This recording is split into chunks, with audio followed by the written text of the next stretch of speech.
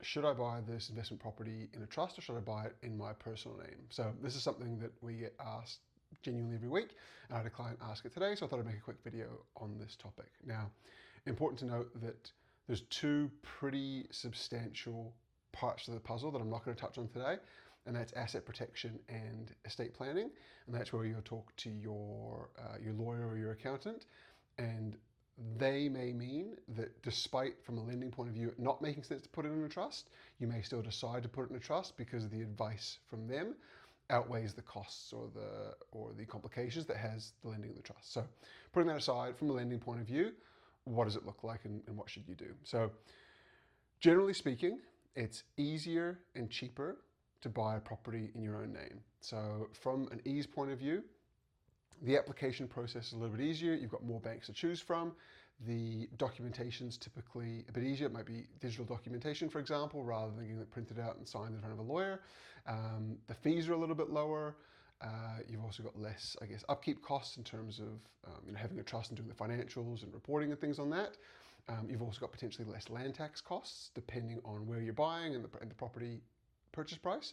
And you also potentially get the negative gearing benefits by buying it in a personal name. Whereas it's important to note that if you buy a property in a trust, you can't claim the negative gearing on the losses in that trust.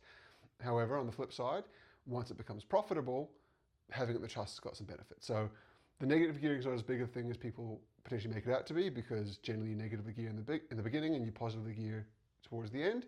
And so over the life cycle of the property and the life cycle of your investment journey, losing out on negative gearing but getting the advantage of positive gearing may be a benefit. But effectively, it's a little bit more difficult and it's a little bit more expensive to have it in a trust. So why would you actually do it? And the main reason for this is borrowing capacity. So there are many banks that will effectively allow you to ignore income and assets and liabilities within an entity if that entity is not the borrower. Now, some banks will require that to be profitable and get a letter from your accountant. Some banks will require you to declare that it's profitable, and some banks will just ignore it completely. But the point is, if you buy a property in Trust A and that property is effectively washing its face, you can effectively ignore that and go and buy a new property in your personal name or in Trust B without having that negatively affect your borrowing capacity. So that's a huge bonus for people who want to buy multiple properties or grow a large investment property portfolio.